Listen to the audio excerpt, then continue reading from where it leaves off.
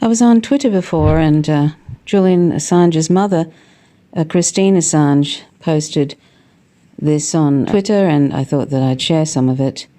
The darkest corner, special administration measures and extreme isolation in the Federal Bureau of Prisons. This is what they want to do with Julian Assange, is put him in SAM, which is Special Administrative Measures. So this was on 2017. The Darkest Corner, authored by Allard K. Lowenstein, Human Rights Civic Clinic at Yale Law School in collaboration with the Center for Constitutional Rights. It documents a secretive form of extreme isolation in U.S. federal prisons, Special Administrative Measures, SAMs. SAMs are the darkest corner of the U.S. federal prison system, combining the brutality and isolation of maximum security units with additional restrictions that deny individuals almost any connection to the human world. They prohibit prisoners who live under them from contact or communication with all but a handful of approved individuals and impose a second gag on even those few individuals. The net effect is to shield this form of torture in our prisons from any real public scrutiny. The report, the first to focus on SAMs, attempts to shed light on this little-known practice.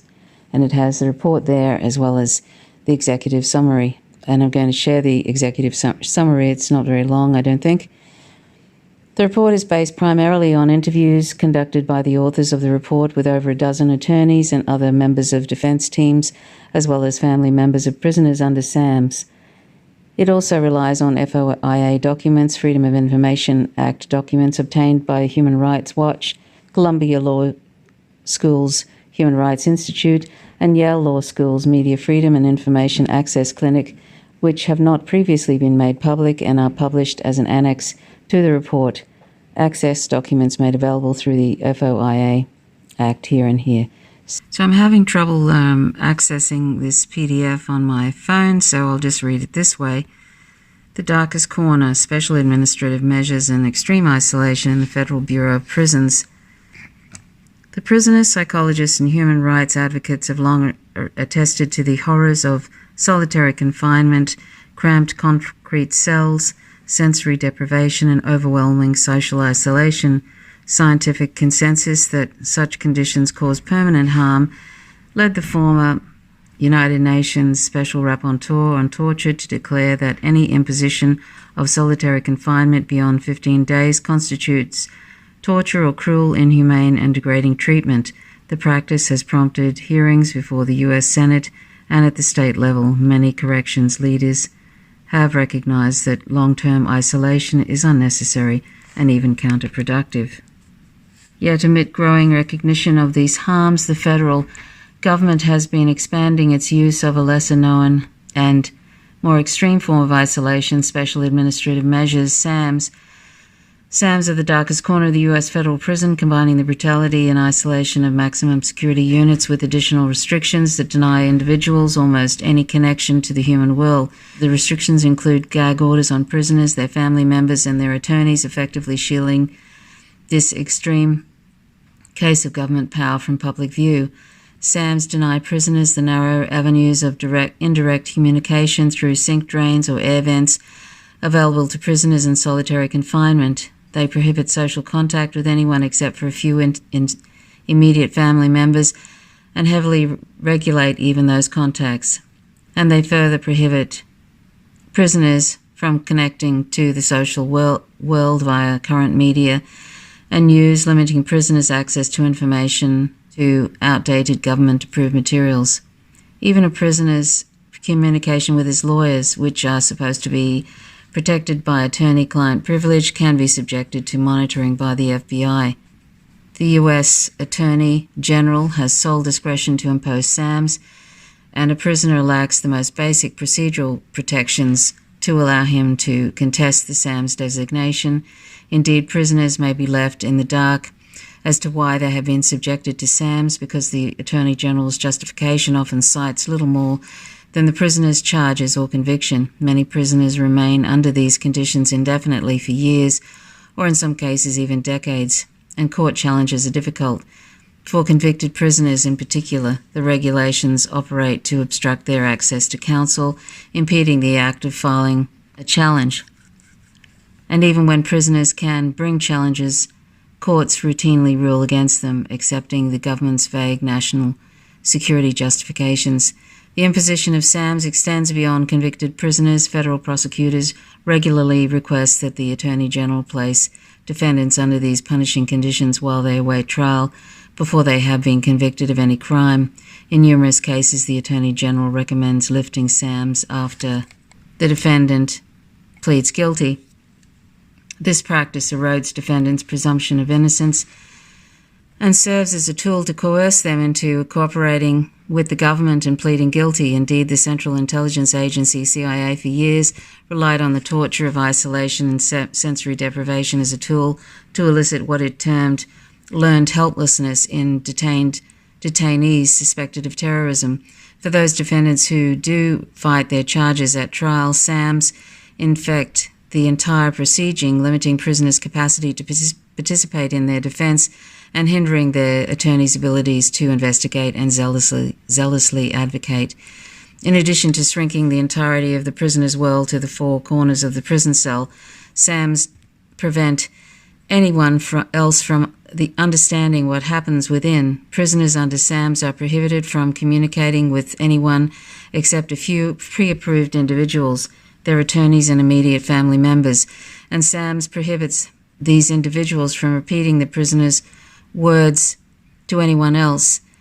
There is also an explicit prohibition on all forms of communication with the media. In effect, the regulations silence those most qualified to attest to the harms of SAMs. The Department of Justice, DOJ, further shrouds SAMs under a veil of secrecy by concealing who is subject to the conditions and why. Indeed, the DOJ and Federal Bureau of Prisons, BOP, consistently ignore or deny Freedom of Information Act, FOIA, and requests seeking basic information about prisoners under SAMs. The psychological and physiological harms are thus hidden from public oversight and democratic accountability. The lack of transparency surrounding SAMs makes these measures ripe for discriminatory use against quote-unquote disfavored populations. Interviews publicly available and FOIA documents obtained through litigation reveal that the federal government has leveraged SAMs predominantly against Muslims. While the government refuses to reveal the religious identities of people under SAMs, publicly available evidence makes two facts clear. The use of SAMs has increased dramatically since September 11, 2001, and a disproportionately high number of SAMs prisoners are Muslim.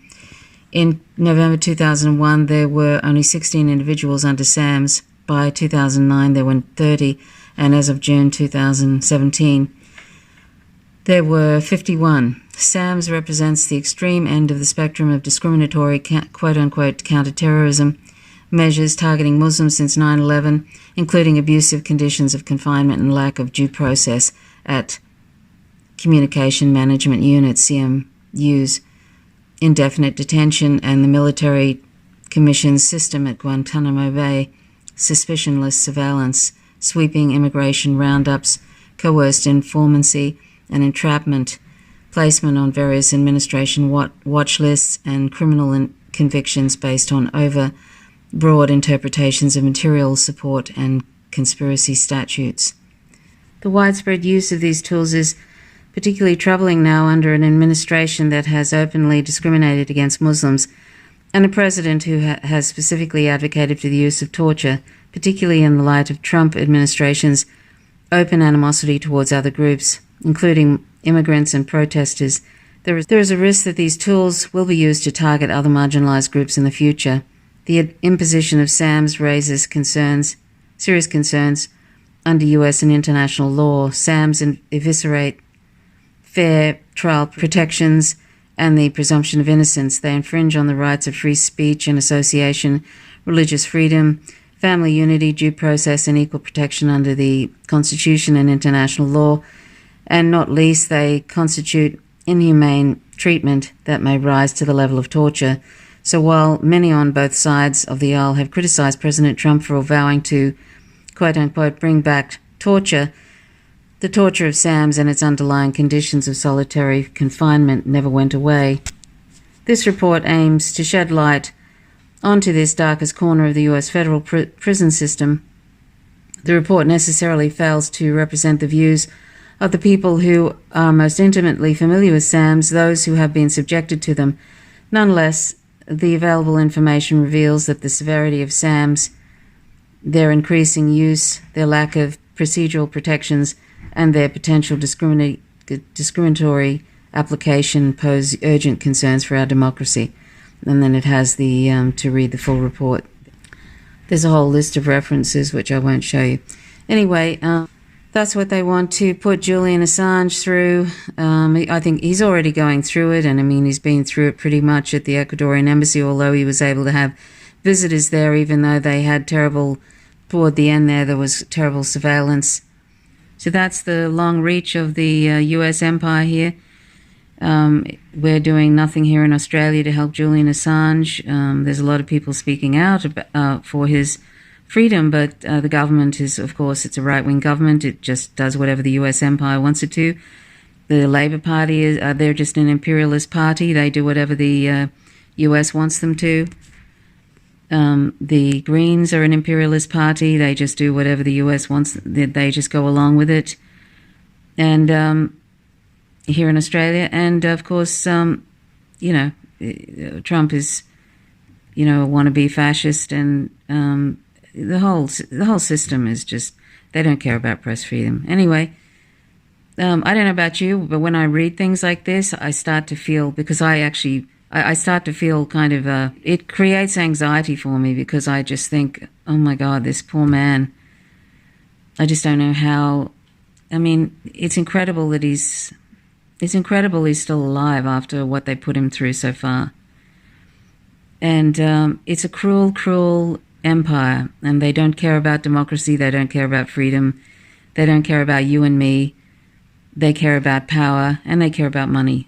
And that's the bottom line. And so if they can have him die in prison, that would just be fine for them. They're working on it, as you can see. And if he doesn't die in the Belmarsh prison, he will die, of course, in those terrible conditions that have just been outlined there. And they'll probably torture him, because for all they go on about everything, there is no transparency with anything that the US empire really does. It really doesn't have much in the way of transparency. And they just have so many sort of operations that are going on that are human rights abuses all the time. And I don't know, it's a terrible thing to witness what's going on for Julian Assange and for press freedom. Look at what they're trying to do with Glenn Greenwald, who they're trying to do exactly the same thing that they're trying to get Julian Assange on. They're trying to get Glenn Greenwald on. Exactly the same thing. And are the mainstream media calling out about it? They were for a while getting worried about what was happening to Assange because they thought it might happen to them. They've forgotten about it again. Are they doing anything calling out about Glenn Greenwald? No, and Glenn Greenwald said he's just going to continue on exposing Bolsonaro and the corruption in the corruption of that government, etc., which is incredibly brave of him, because that's one fascist sort of a leader who would quite happily just get someone to assassinate him in the street. That's not off the cards. Anyway, that's all I wanted to say. It just makes me incredibly sad, and all we can do is keep trying to keep doing what we can to try and get Julian Assange's freedom. It's not it doesn't matter whether you like him or not. That's irrelevant. It's about press freedom. It's about a person's freedom as well. He's been through terrible, terrible torture so far, psychological and physical, and it's really, really aged him, and he's very, very sick, and they don't care. And the Australian government here isn't doing anything. So, but all we can do is it's from a non-violent grassroots movement. That's all we have, really. So let's keep on keeping on, and because we have to and we must. Because what's happening to him also will happen to all of us eventually. It never ever stops at one person. So that's what we all must do. Okay, so thanks so much for watching. My name is Trish Roberts. You're watching Faint Signals from Viga. Please subscribe if you haven't already. Click the notifications bell, otherwise you won't receive notifications when I drop a video. Thanks for watching. Till next time. Bye for now. Julian, stay strong. Stay strong, Julian. We're fighting for you. We won't let them do it to you. We won't let them do this to you. Stay strong. Remember, we're here for you. Remember that. Stay strong. You will be free. Governments will not win. Wow, I can't believe it. You can talk. Talk. You can talk. Talk.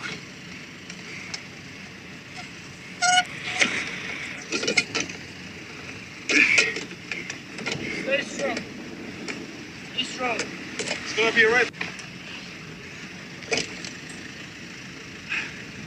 Stay strong, Julian. Remember, we're here. We're here for you. We won't let them do this to you. Because your freedom is our freedom.